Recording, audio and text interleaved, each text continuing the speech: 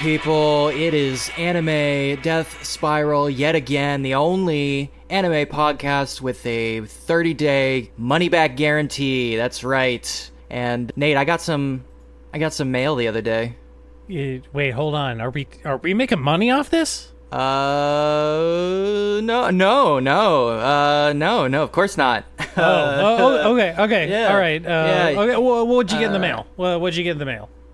We've talked a lot about Chainsaw Man in an effort to stand out from all other anime commenters. Okay, hold on. I think that there needs to be some self-cataloging done because I don't think we have talked a lot about Chainsaw Man, but go on. We've talked a little bit. We've at least talked about Fujimoto quite a lot. Sure, You've talked about him even last episode. Okay, sure. We've talked about Fujimoto plenty. We've talked about Fujimoto. We've talked about the short story collection. I think I talked about Goodbye Eri when I read it.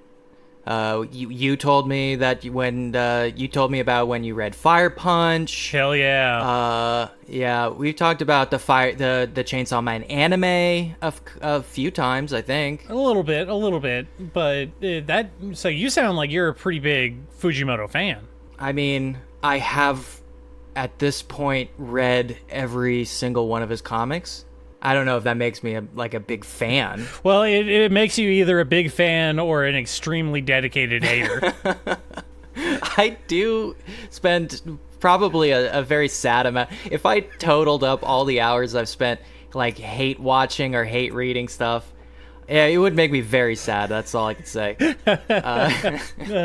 So, I mean, do you have anything to express to the world how much of a huge dedicated fan you are for Fujimoto's work? I don't consider myself a huge dedicated fan to anybody's body of work, really. I think I appreciate No Gods, No Kings artists, but yes, no gods, no kings, no auteurs, no heroes. Yeah. No heroes. No auteurs, no heroes. All artists are weird people. You don't know them. You've never met them. You can't know somebody through their work, no matter how many times people try to convince you so. It's just not possible. I think by necessity, every artist is the worst person you know. My personal philosophy, and, this may sound harsh, but is to assume that, every single person famous or the creator of great art or whatever, is probably some kind of fucking weirdo or creep. Oh, absolutely. If you approach things from that point of view, I find you will be less disappointed in the long run. Yeah. Well, it's a trauma response, really. I guess so. Maybe. I'm trying to remember if there was a tipping point or was there somebody who died at some point and everybody was outpouring their grief. And then, some bad news came out about them, and it, really got me. Well, I don't know if it was you, but I think Jimmy Savile for a lot of people. Maybe you. I was a huge Jimmy Savile fan. Well, you grew up in a house that didn't have cable, but you got BBC. I did get BBC DVDs and stuff. Yeah. Never Jimmy Savile. No, I only heard about that guy after all the pedophile stuff came out. Yeah, but I think that's a safe way to approach things, and so I wouldn't call myself a Fujimoto super fan. Yeah, I respect his body of work, but everybody's fallible. I mean, I think that's pretty much where we're both at. I appreciate his body of work. I think he's done some really good work. I would never, stan Chainsaw Man or whatever. I've really spent a lot of time working through my own weird emotional responses to stuff like fan fiction, fan art, OC canon stuff, all that kind of shit. The kind of a Barnacle-esque fan community creation that has grown across every popular thing in the last, 10, 15 years since I became really acutely aware of it. See, I think that's where you and I differ because Chainsaw Man pretty accurately reflects my own personal set of weird fetishes, and so I do latch on to all of that stuff you just said. And I'm saying there was a point in my life where I'd have been called you like a disgusting creep for stuff like that, or like a really sad fucking loser. But I'm trying to say, I'm overcoming that part of myself. I'm recognizing that's that so is big of you. That is. I'm growing as a person. I'm becoming a more tolerant of other people's expressions of joy, I suppose, of appreciation for art. People can like things in ways that are different from the way I like things. Oh, wow. Wow. You just got empathy for the first time. I'm working on it. I still have a knee-jerk reaction to some things. Fictional characters are not your friends, okay? Like, that still does make me sick. Please. But Uniqlo, as has been known to do across many, many different things, I think the last big one, they actually had a pretty interesting, like, Nintendo drop a little while ago. But they do these collabs, right? One of the big persisting ones that I always found baffling was they've had a really long-running Keith Haring collab. Uniqlo cross Keith Haring. I'm not familiar with Keith Haring. Oh, you'd recognize his work immediately. Let's see. Let's put some money to that. Yeah. He was very ubiquitous in pop culture for a long time. Oh, okay. That guy. See? Yeah. All right, you got me. Oh, man. Sorry, this is the first image that popped up when I Googled his name. And I'm super into it. Oh, yeah. yeah, man. Yeah, he was great. That's super funny. Did a lot of street art stuff before he really check out our popped off. Patreon to see what we're talking about here. Or just Google him. But they did, as you probably put it together by now, they did drop a Chainsaw Man collab recently. And usually they're like pretty so-so. They're like better than your average collab theme clothing drop, like by a mile. Sure. Like they actually attempt to like do cool, interesting things with the designs and not just put like a thing on a t-shirt.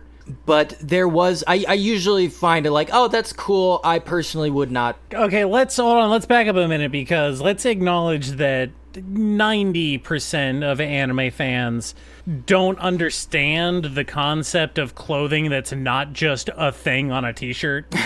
I would say a very large amount of people who would call themselves a fan of something are probably in that camp. In fact, a lot of people who don't call themselves a fan of something are really in the my clothing is a picture on a t-shirt type shit, you know? The difference being like either it's like bizarrely like just the Adidas logo across your chest, which I just cannot fathom, or it's like a sports team or whatever, you know, everybody knows exactly what I'm talking about. I mean, I think there are degrees, and the more minimalist the design, I think the more acceptable it gets to me, at least in my perspective. Over the years, I've grown like very, very minimalist. I've become much, much happier, like stripping all that kind of stuff away from my life, like logos on clothing and all this stuff. I try to avoid it as much as possible these days. the days of ironic slogans written across my t-shirts, I think I have long put that in the grave. Have you ever thought about how it's funny that I'm sorry to interrupt, but like over no, I'm not actually. I'm not sorry at all, but I was being polite. Yeah, that's what I thought. It's funny how like over the years the evolution of like pop fashion, these days you're basically paying to not be a walking advertisement for the brand. Oftentimes these minimalist brands and designs from them, the more they get more expensive, like the less iconography are on them. Damn, my man's sounding like ad busters over here. I know. Damn, dog. I've been watching YouTube videos a lot recently. I've been watching all these stoic videos. They're really opening my eyes about life. Hey, hold on. We're not. We're going to talk about Berserk later on the docket. I'm just saying. I know that sounds super pretentious. I'm just saying. I've put most of that stuff in the ground. But they released a Chainsaw Man collab, Uniqlo Chainsaw Man, and there was one in particular that I thought like actually struck me like so fucking hard. And I think the collab in general is like pretty good. But there had one that is a series of like mock-up frames from the episode where Power gets her cat back, right? And they're like they're mock-up frames like pre-production stills with like the notes and stuff written on them, and there's like a panel of 6 of them, and it's just like, oh god, it's fucking, oh my god, this, and the layout's fucking great. It just really struck me, and it got me thinking about, and I immediately tried to buy it. They were all sold out within like probably a day. You saw me some photos of that when you were looking at it, and I gotta say I agree. It's real fucking cool. That's a real neat design. Like really fucking good shit. I love that incorporating the pre-production stills into it. That's such an on-point look. It's so cool. There was another one too. I think there was a Denji one that I really liked as well, but it only came in navy blue, which not my thing. The other one that I liked was the black T-shirt that just had the Chainsaw Man Jaws on the chest. Oh, that wasn't Uniqlo. Oh, that wasn't Uniqlo. Who was that? That was a completely different thing. That was a Yoji Yamamoto. That was the one that was just like $300. Yeah, okay. Well, that one also goes really hard. Fucking really cool. Yes, I agree. I love that. But I saw that. You sent me the pictures of that sweater. It looks real dope. It looks dope as hell. But it got me thinking about like merch stuff, right? Because like I said, are we done? Can we talk? Are you done bragging about the cool sweater that you got? Just wanted to, it was just a thought I had. It's something that happened in my life, anime related recently. What is that a crime? Listen, sir, no crime was committed here, sir, except for the crime of braggartry. Yes, if you insist, I am done talking about the recent t-shirt purchase. We can move on. Okay. It's actually a long sleeve, okay? So it's like a pullover. All right.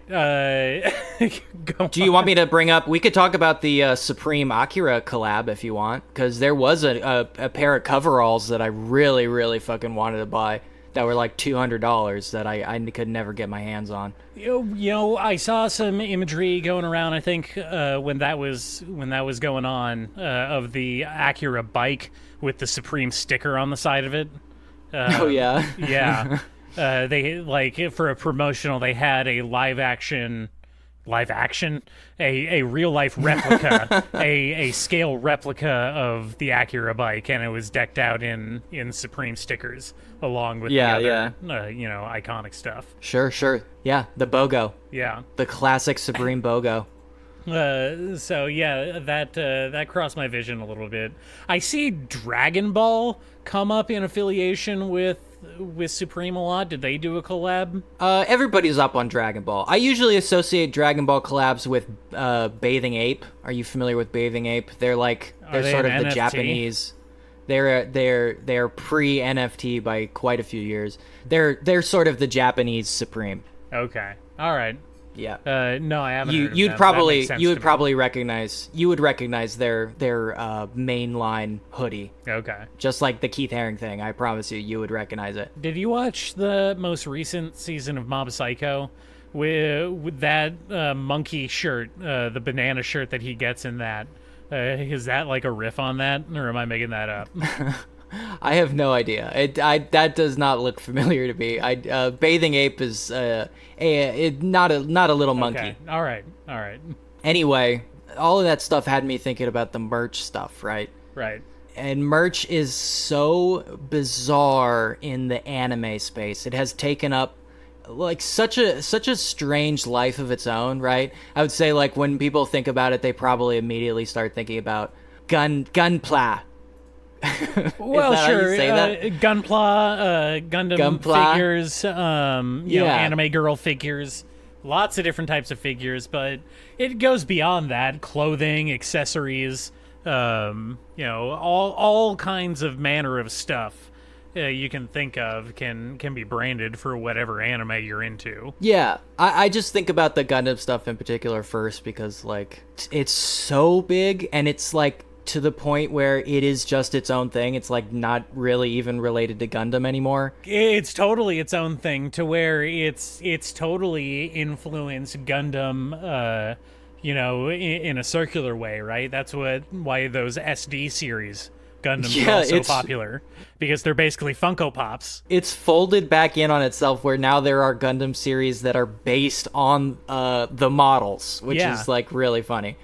It's sort of like, remember the Bionicles show? That's still going on, dude.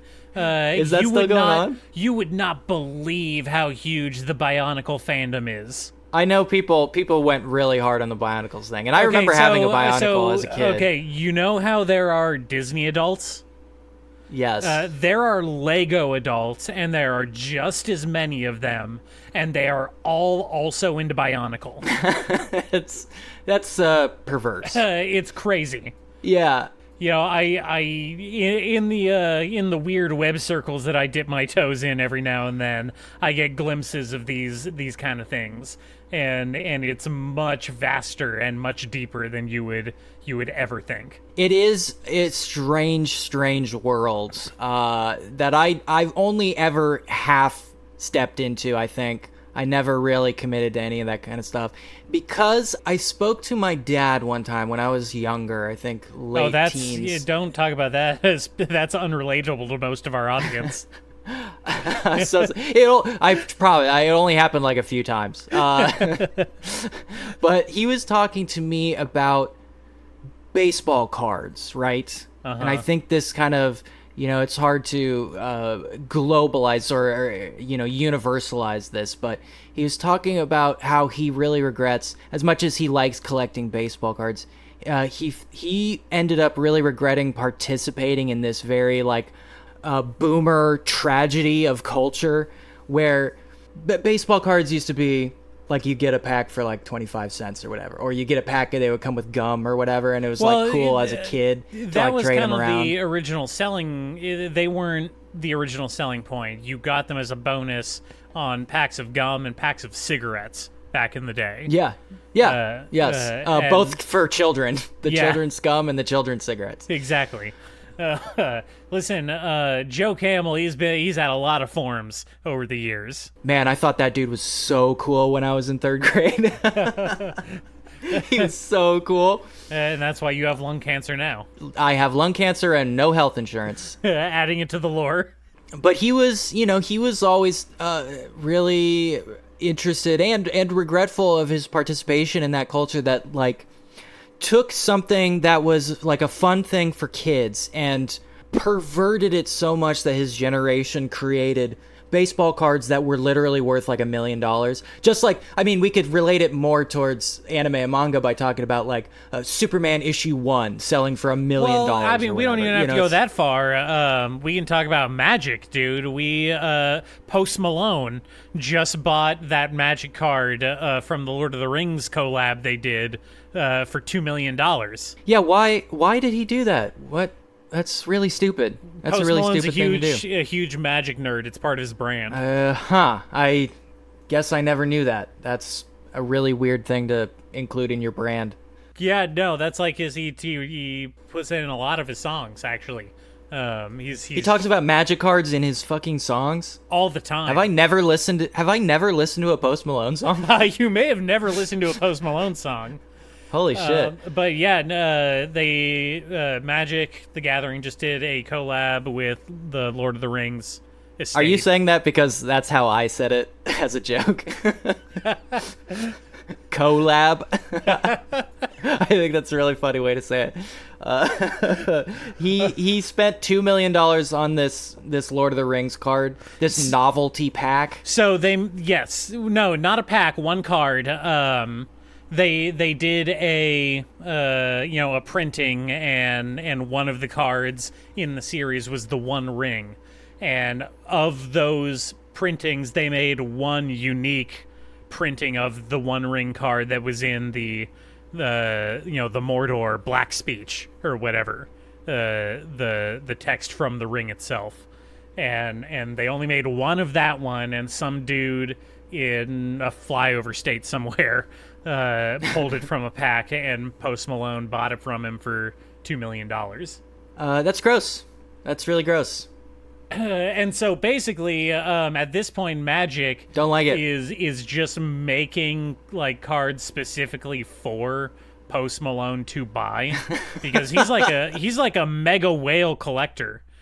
He has a bunch of like original Prince Black Lotus, which was the original thing that I was going to relate to this, because that is actually from like 30 years ago, and is, you know, by itself a useless piece of cardboard other than its artificial rarity, which is what you were talking about with the baseball card stuff. Yes. Artificial scarcity, something that has reared its ugly head quite often in the last few years. So, you know, the Post Malone thing is kind of like the end state of that, where now they are just they are just making singular cards with the intent of a known buyer to buy it eventually. Yeah. Yeah, just like how the WWE is having shows in the United Arab Emirates just for the Saudi princes. Like, that's the only reason. Yeah. Well, I mean, there's a lot of reasons going on there. Oh, boy. But he was talking to me about how he feels like him and his generation, because of the way that they brought those fetishes up with them as they grew up, created they ruined us, culture. And they should be fucking burned at the stake for it. Yeah, he felt like they had created that culture, and he had sat there watching it leak into Gen X, ironic appreciation for kids cartoons, and then unironic, and then watching our millennial asses just full on just embrace it from the jump, like no questions asked. Just latching onto it. Does he shed a tear when he sees his own children like collecting fucking figs and shit? Well, I like to think we're a little more like I was building to like I've stopped doing that, right? Like it has loosened its grip on me as I've aged. I kind of can't bring myself to justify buying any merch of like anything anymore. Well, okay, my relationship is weird because I definitely lusted after merch for sure when I was a teenager, when I was like really first discovering anime and really getting into it, maybe to a unhealthy obsessive level that teenagers are prone to do. Yeah, and hilariously spending money on that shit instead of just buying anime DVDs. Well, that's the thing though, is my parents very wisely like we were not, hard up for money in my family growing up. I did not have a hard childhood, but my parents very wisely never gave me money personally. Yeah, you caused to spend. all your personal faults. Those came from you. Yeah, nothing to do with your upbringing. And so I never had any money of my own to spend on this shit. Until I was like, way later in high school, and I got a job at the local carnival. Yeah, that was smart of them. Yeah. That was smart of them. So thanks, Mom and Dad. You really stopped me from forming some pretty bad habits early in life. You fell into the pit after you started making some money. You had the fucking bills in your pocket, and you needed to get rid of them. Oh, well, by that point, I had moved. By the time I had actual pocket money for myself to spend, I had moved on from anime merch, and I had gotten into Warhammer at that point. And so, the trap. Yes, the ultimate useless piece of plastic trap. Listen, we're gonna badmouth anime merch right now, but I make no illusions. I make no illusions to my spending habits regarding certain IPs. I bought a lot of Warhammer merch back in the day, specifically figures. But they had a function. They had a game that they were used to play. So that was kind of my justification for it, right? It wasn't just a useless figurine that was going to sit on a shelf. It was something that I was going to engage in a social event with other people. It was a useless figurine that you would dance around and play with your little friends with. Yeah, exactly. Listen, there are degrees of this, okay? There are degrees. I Okay. feel like I'm not on the bottom. Here's the thing. You know what really unlocked my third eye about this shit? What? Very early on in my life, one of the truly like blessed moments was I just printed my own Pokemon cards and stuck them together. And it was like the most mind-blowing experience. It was like, oh, you can just make these. There is no reason not to just do it yourself. And Magic opened my eyes to the other side of it, whereas like these like hateful nerds self-reinforce this bullshit. If you wanted to play like a Magic deck, you could have just printed off the cards yourself. Hold on, no. A whole bunch of the people that I played with back in those days did just print their own cards. Good for them. In fact, they printed their own made-up cards. I knew a guy who had a whole deck that was a deck full of made-up cards that were based on Fooly Cooly stills. Well, see, that invalidates the balance of the game, so I think these days condone nobody that. cares, especially since the digital Magic scene has taken off so much. And in that you very explicitly can just make a deck of whatever you want because every card is available in the in both the free like programs that you can use to play Magic Online and the official ones. You can just get cards. As it should be. But we are drifting away from the true ultimate expression of this, which is the completely useless, purposeless hunks of plastic, which are the anime figurine. See, just like my wallet, Magic and Warhammer keep drawing my attention back away from anime in this conversation. Yeah.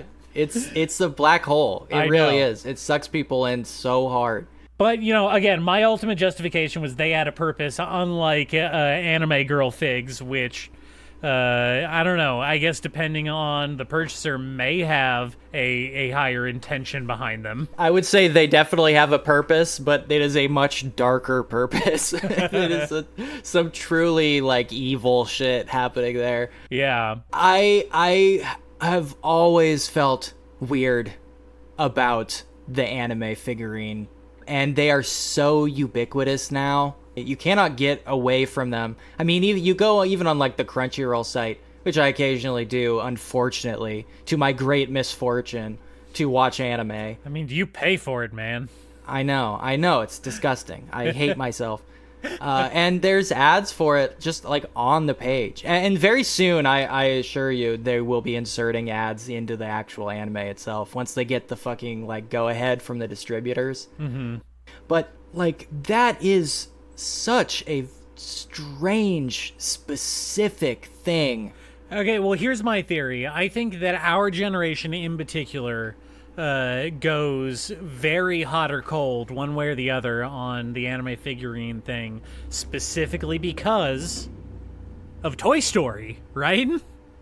Like, that's the one specific thing that you're getting at here, is that... You think so? Is that you were either, like... really, had some uncomfortable awakening feelings about watching Toy Story, or it was a Disney movie for you. I think those are the two. Wait, yeah. I want you to expand on this theory because I did wear out my copy of Toy Story, but I'm not sure what you mean. Expound on this. Well, people who really like Toy Story really like anime figs because they imagine that maybe they'll come to life and have sex with them. I see. That's the thrust of your argument. I was wondering where you're going to go with that. Yeah, I'm sure that's the scenario. I think it's like it is a way to physically manifest this thing that only exists in the 2D realm, right? It's a way to make 2D 3D, which is the ultimate holy grail of the anime fetishist, right? The translation of the 2D to the 3D. And, so the anime doll is essentially the homunculus, waiting for its owner to instill it with its will to life, much like your Toy Story theory. Unfortunately, that is not a real thing. You can't actually make golems, at least as far as I know. I have read most of the Kabbalah. None of it worked for me. And so You were a huge Madonna fan back in the day. yeah, in the Kabbalah era, like the early 2000s, Yeah. that was really peak Madonna. It's very, very strange, and you know what? It always feels weird to me too, because I think there's a little bit of Marie Antoinette going on here in the anime scene, the having your cake and eating it too. Because every time they make fun of otaku in anime, they do it by portraying their room filled with anime dolls, right? Yeah. But then they sell their own fucking anime dolls, so it's like, hey, dog, who exactly are you trying to make fun of? Is it a little do you gentle want me to blow ribbing? your mind right now? Hit me. There are sexy anime doll figures of the girls from Welcome to the NHK. Of course there are. Of course there are. I mean, naturally. Yeah. Yeah. I feel like that ties in very thematically to what you're talking about right now. Well, I mean, speaking of Toy Story, I remember when I was a kid, I used to get Wired magazine. Mm-hmm. I loved magazines growing up. Magazines were so cool to me. Hey, remember magazines? I do. I miss magazines. I think magazines were dope as hell. Sometimes they came with demo discs. That Oh was man, remember so New cool. Type? New Type magazine was the shit. I never got New Type. That was one of them I missed. I would maybe every once in a while, I think I picked one up at the grocery store or whatever, but I never had a subscription. Yeah. I had a subscription to Nintendo Power, EGM, Wired. Yeah. Let's see, what else? That might have been the big three. I think those were my big three. I was able to get a subscription for a year to EGM, and then I got a couple years of Game Informer for my birthday from my family. And then one year Yeah. I asked for a subscription to New Type. That is the anime magazine, right? From back Yeah, in the New day? Type was yeah. anime. But I asked my family one year for my birthday for a subscription to New Type, and they're like, no fucking way, you weeb. Oh god, we already see the danger signs like coming down the pipe. We Yeah. need to like cut this off at the pass. Well, that and the year subscription was like $80. So, Anyway, yeah, I remember reading Wired once, which was the entire world to me at the time, because I really wasn't allowed a lot of internet time. Mm-hmm. As you can, you were one of those internet restricted kids. well, you could imagine why. I got the. I mean, I had AOL growing Yeah. up, so using the internet was not a pleasant experience for me as a kid. So I avoided using it at home, and I just used Netscape at school. Yeah, so you were also restricted, but from the other end. Yeah, exactly. Yeah. It was a user interface issue. AOL sucks shit. Yeah, AOL did suck shit. That's why they gave it away for free. Yeah. Anyway, I remember reading an issue of Wired that had a feature about this artist. I wish I could remember, it so long ago now. Who was his body of work was essentially perverting these anime girl dolls. In the artistic sense, not. I think they're already perverted, plenty coming off the factory line. But he would exaggerating, them to extraordinarily grotesque levels, right? And that was like that's his commentary. I remember being struck by them so hard. Like, these are so disgusting and weird and beautiful. Like, that's so cool. You could see like this is where the pretentious art side of me started growing. The seeds were planted in this like Wired magazine issue. I always found the actual things after that disappointing, Really, when you get down to it, like a lot of them, there's really good work. I remember that when the Todd McFarlane like toy line started coming out and people being like, wow, there's some real artistry in these toys, and being like, well, that's cool. And that's, stuff like that happened in the anime doll scene. Yeah.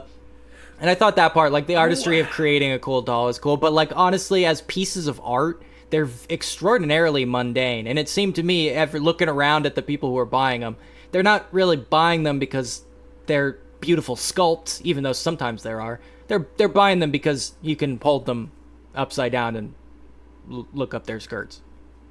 Well, yeah, that is kind of the thing we've been dancing around. It is for you to have a physical access to these characters in the privacy of your room, right? Look, I really, really tried super hard not to say cum tribute, but like I can't. You said it. I said it. I couldn't fight it. Put it. I couldn't fight it. All right. You couldn't hold it anymore. You have to give me $5 after this episode's over. That was the agreement. I fought so long and hard. I couldn't help it. I had to say it. Yes, but that is it. That is the reason all of you freaks buy these anime figures, is because you want to jerk off onto your action figures. J'accuse! And I'm not judging you. J'accuse! I'm not judging you for it. I'm judging you. I j'accuse. I judge you. That is Remy's job. He's the judgment here. I am super judge. I said that whole thing. I'm just disappointed. I said that whole thing about growing, personal growth, and overcoming my own biases, just to soften this. I judge you. I judge you so harshly. I'm judging you so hard right now. I know what you're doing with those dolls, okay? Hey, you know what? When all the pretense is stripped away and we can stop playing these little games with each other of like respectability and the footsie with this fan culture bullshit, I know exactly what you're thinking, okay? I know exactly what you're doing with those things, okay? I see you. I see you. And in a way that makes us closer as enemies than even your closest friends. And I think that's beautiful. I said the thing, so can we take a break and calm down a little bit? Yes. Okay. Let's take a break. All right. I really wasn't gonna say it.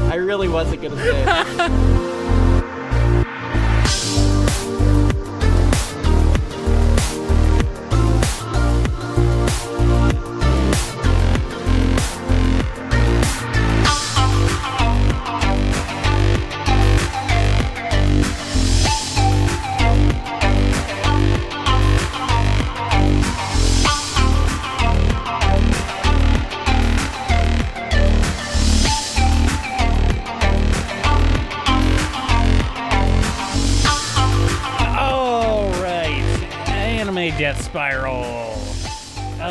Remy, we watched a trailer for a new movie from Studio Ponoko called The Imaginary. I think it's Studio Ponok.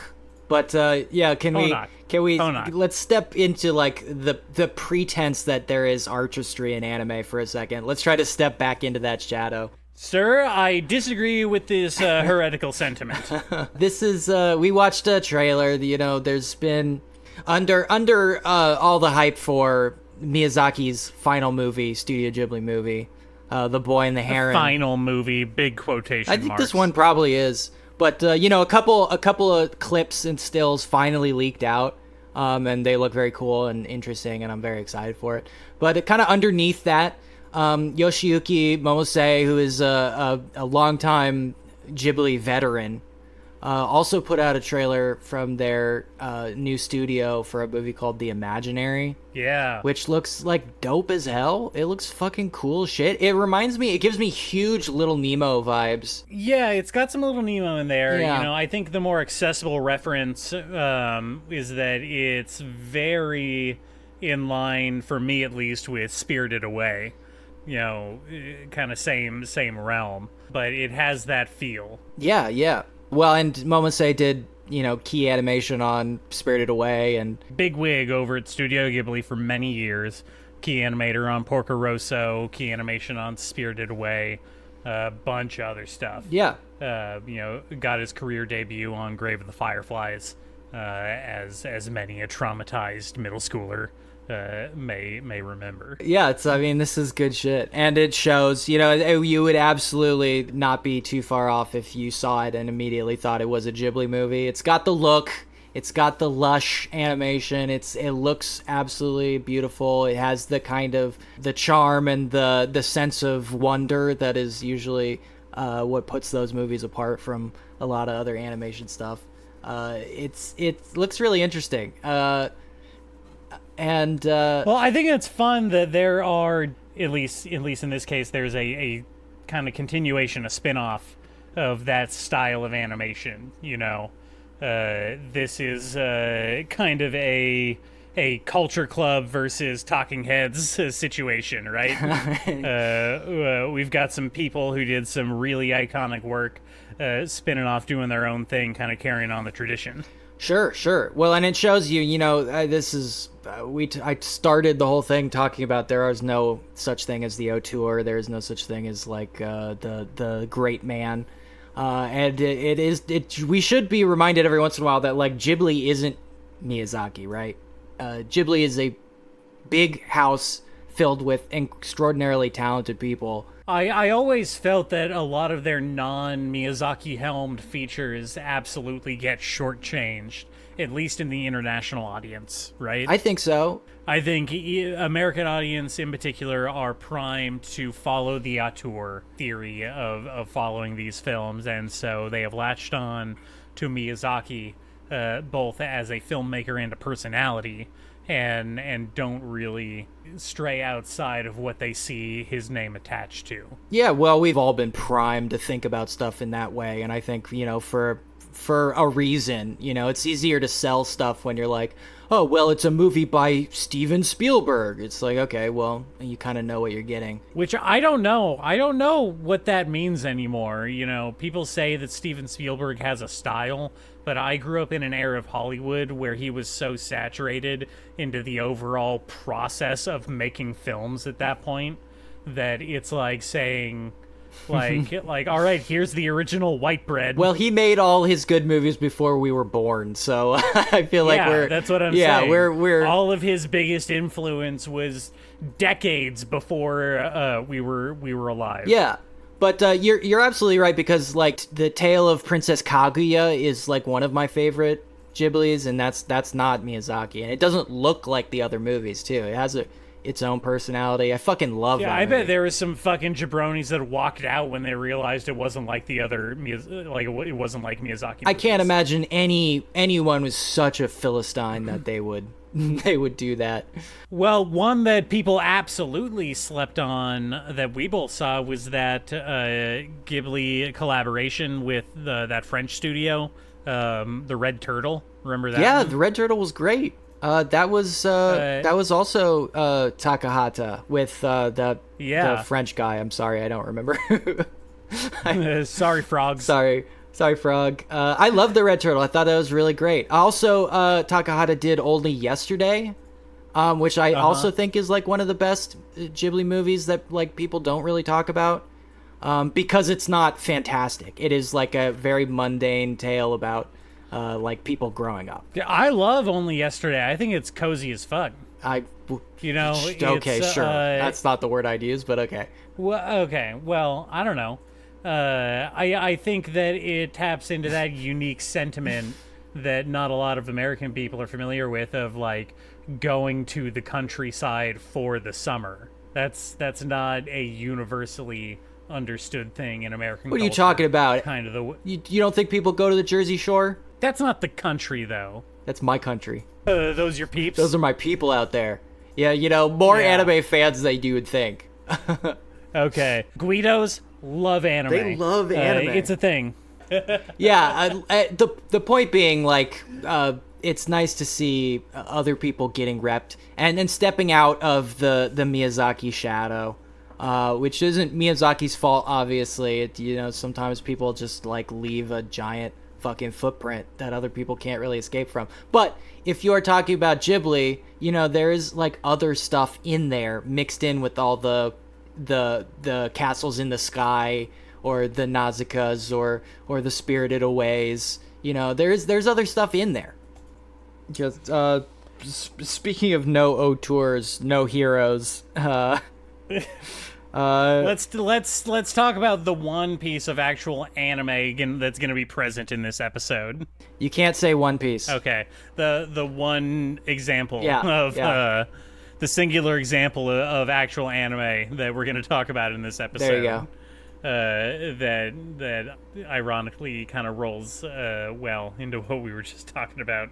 Yeah, connecting back to what we were talking about at the top of the show. I started watching that Rurouni Kenshin remake anime. Oh no.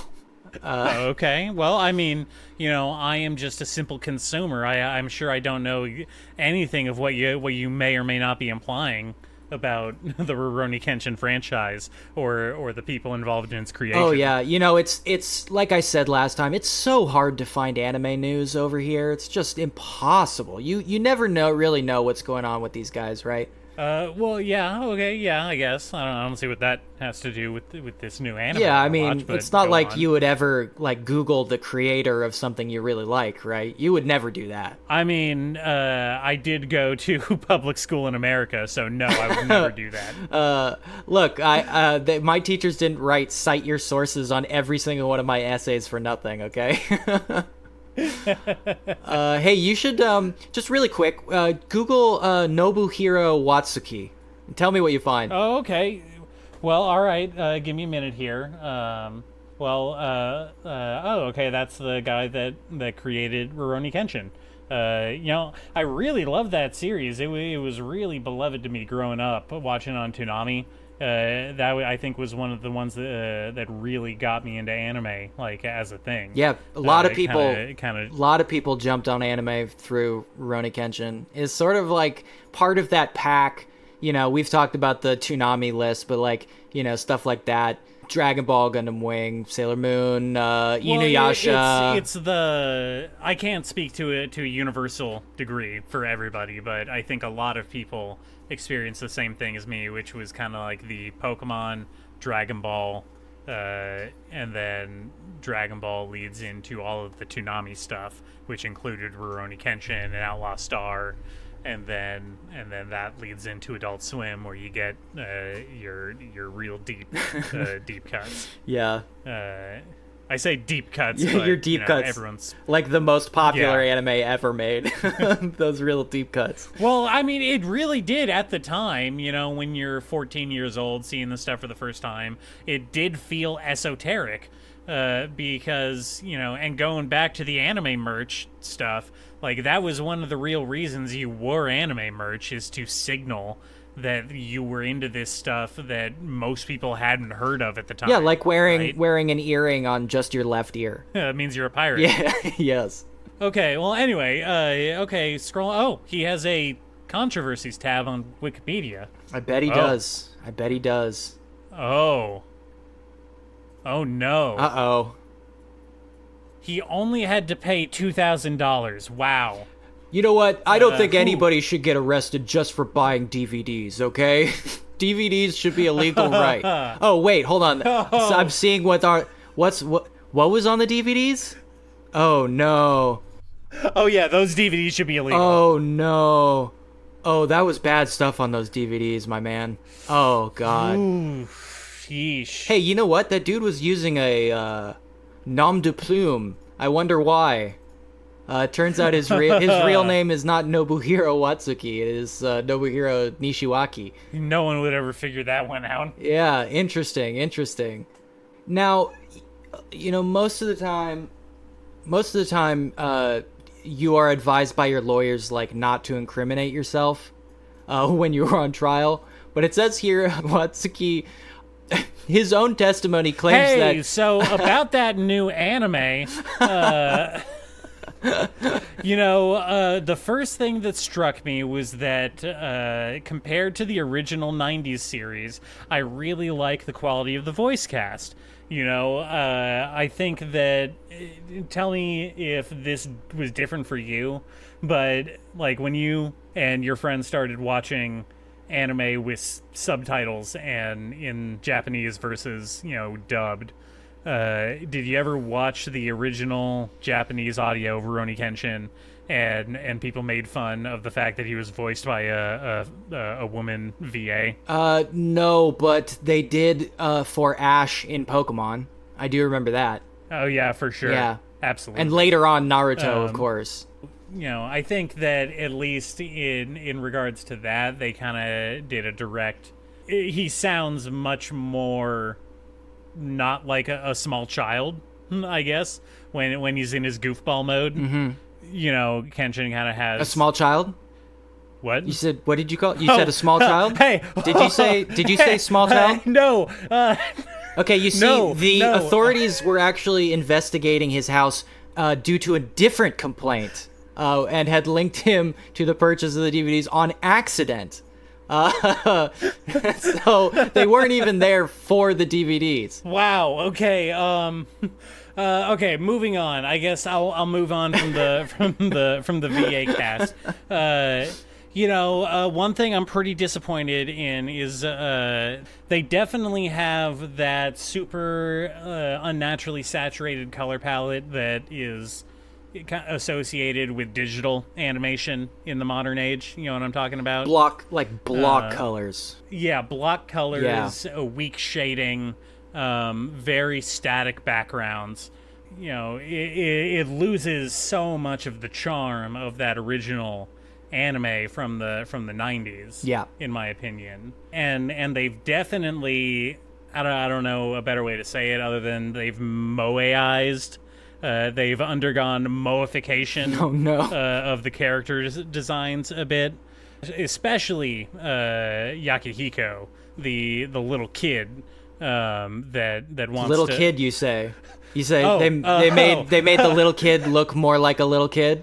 They made the little kid look cute. Well, are you saying that? They made him. I mean, he's not like a little kid. He's like 13 or 12. In his own testimony, he said that he liked girls in late elementary school to around the second year of middle school. In his own testimony. Ooh, okay. This was in his deposition. All right. Okay. Moving on. Okay. Another thing that I was like super not into. Maybe it'll grow on me. I don't know at this point, but I was not impressed by the opening song that they chose. I showed you that earlier. Yes. And I'm sure there's absolutely nothing about that you could tie back to certain unrelated controversies. So let's talk about that. Well, hey, I never Googled the band. we could come at it from a completely different angle. Okay, but seriously, I did show you the opening animation for the new series, and it feels like a weird pairing, right? They've got kind of like this super high energy, very loud, and I mean that in the design sense, where there's a lot going on musically. Sure. It's like a rap hip hop thing going on with the lyrics. It's of its time. It belongs in the current trend for sure, which is sort of this like almost like kind of emo pop, but with like hip hop influences, like a little trap thrown in there occasionally. You know, a lot like how the Oshino Ko theme song that everybody fell in love with is sort of like a hyper pop track with like a couple of trap verses thrown in. This is sort of on the other spectrum of that, with sort of like the Hell's Paradise opener, which we both were pretty lukewarm about at the beginning of the season. Though to me, it grew on me a little bit, even though I don't like the breakdown in the middle of the song. I think that part sucks. I'm still not super impressed by it. It didn't leave any lasting impressions. Yeah. You know, there are very few series overall that are a never skip on the intro on my list. Sure.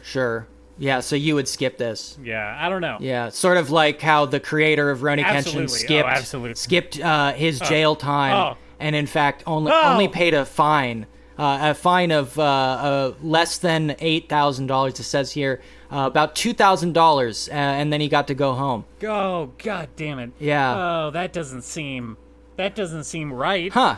Wow, that's pretty wild. Morally, and so therefore it must be wrong factually. Now, I believe in one of our first episodes we did go over anime crimes, literal crimes, and someone did go to jail, like real actual jail, for selling bootleg anime merchandise on the street. I believe it was Demon Slayer hats or something. I mean, that's awesome. That's one of the all-time greats right there. I would die for that cause. Oh my god. Oh my god. So you liked it. You liked the anime. Well, no, it's it's okay. I feel like it loses, like I said, it loses a lot of the charm of the '90s one, especially in the style. They really kind of homogenize Kenshin's overall look. I don't know how to explain it super clearly, but so like in the story, he kind of goes into badass killer mode, right? Every now and then when he needs to. Sure. And in the '90s anime, that was always signaled by a instant heavy use of contrasting shadows. Everything about his character design got more sharp. His eyes got super like narrow, and they do that palette color change. Yeah, those sexy sharp eyes. Yeah, the yellow cat eyes. And in this one, he just kind of like talks in a deeper register and furrows his eyebrows, but there's no overall stylistic change to the scene. Sure. It just has way less impact. It's not impressing me so far. I'm kind of disappointed.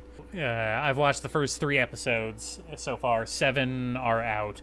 I'll probably catch up and see how I feel about it, but overall, I would stick to the '90s animation just because it's better to look at. Honestly, it has the nice painted backgrounds.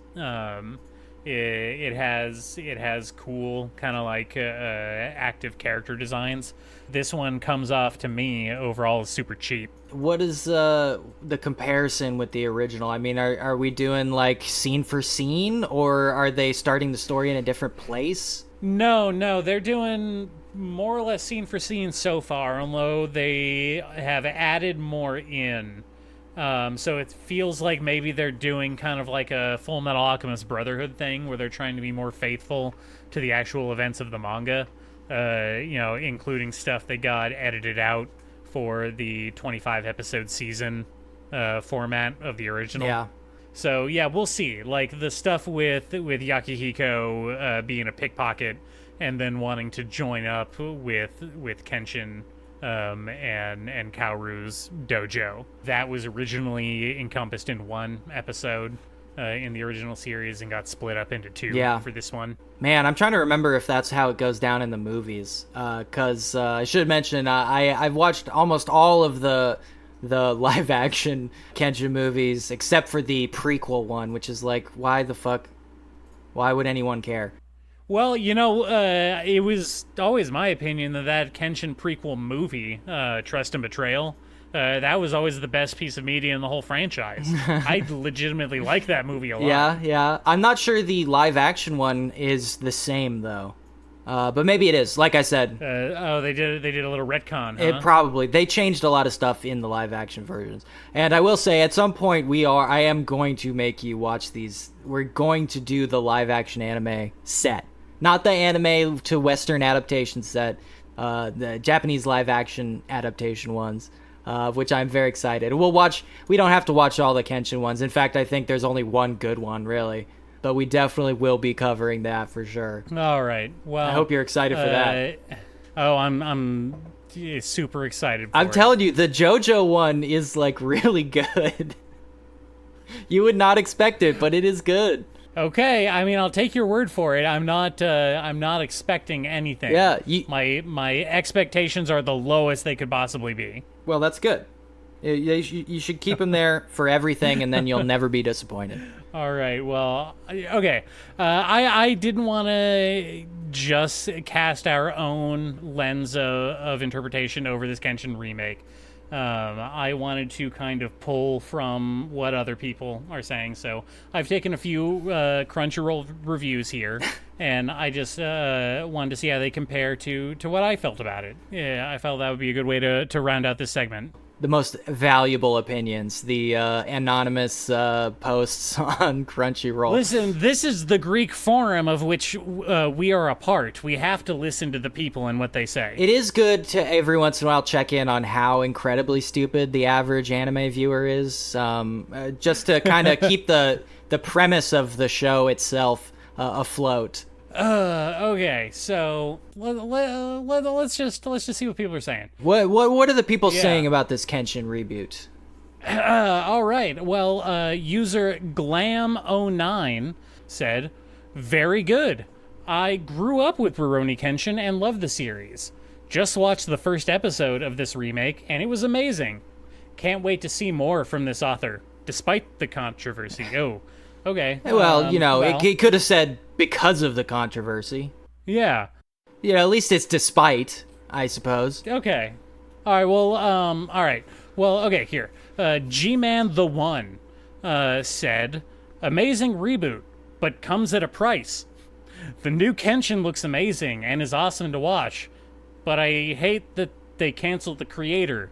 So sad. Is that sad? Ooh. Wait, this is great because it does remind me that I don't think anybody knows what they mean when they say canceled. Because, like I said, the dude has been steadily pushing Kenshin stuff, including these live-action movies, for like a decade, and didn't go to jail.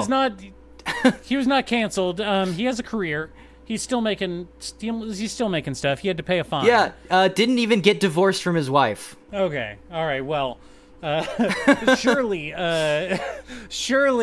user sarcastic destroyer spelled with a K. This sounds promising. This guy couldn't have anything but negative things to say. He's got 40 reviews on Crunchyroll. This guy has to be in there. He's got to pull a lot of weight around here. I can't wait for this one.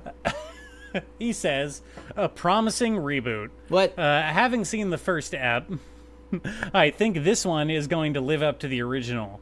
The voice acting is good, the animation is solid, the art is good, and the plot seems to follow the original, from what I remember. It's been 20 plus years. And geez. all in all, it's promising, and don't forget, age is just a number. Oh, God! Huh. Yeah, great. Sarcastic Destroyer, you really laid it on there. I'm glad opinions like that are being made accessible to me personally. I'm just gonna give up on this Kenshin thing now. It's obviously there's no escaping the horrible things this guy did. There is no ethical consumption under capitalism. There is no ethical consumption, period. We should starve. So we should all probably just go extinct. Yeah. I think that's the best move for us. No, anime has me convinced that we should probably just stop. Yeah. We should just stop. Yeah, I think we should stop. It's probably for the best. I guess we'll stop this podcast for now, at least. At least for another week. At least for a few more days. Yeah. A few more days free of anime. When we come back, are you going to watch some anime, Remy? I hope so. I should be completely free of other distractions by then. Oh, thank God. Finally. Yeah. Again, I'm waiting for the COVID to finish ravaging the bodies of my anime compatriots so that we can continue our watch session. But it's getting to the point where it's like, okay, I gotta move on. I will at least have read some new stuff, so I'll have more stuff to actually talk about next week. Okay, sounds good. Yeah. Then I won't feel bad about watching or reading my trashy romance anime. Yeah. You have romance. Yeah, sure. Mm-hmm. Yeah, definitely. That's really... Okay, well, that's enough for now, dear reader. Okay, all right. This has really left a bad taste in my mouth. Oh, it's too hot for this. Okay, all right, hold on. Hey, Remy, I got one last thing I got to do, but I need you to cover up your ears. Oh, no. This is just for me and the audience. Okay, I'm taking the headphones off. Okay, all right. You gone? All right. Hey, audience. This is me. I'm here to promote our socials. You can email us at animedeathspiral@gmail.com. Check us out at YouTube/animedeathspiral. We upload the episodes there. That was it. Okay, Remy, you can come back. Hey, what was that? What did you say? Were you plugging? I didn't say I don't know what you're talking. No. Were you plugging social media? I absolutely was not. I don't want people to hear about it. I don't want people to engage with this. Oh my God. I am okay. Podcast over. Bye. Bye.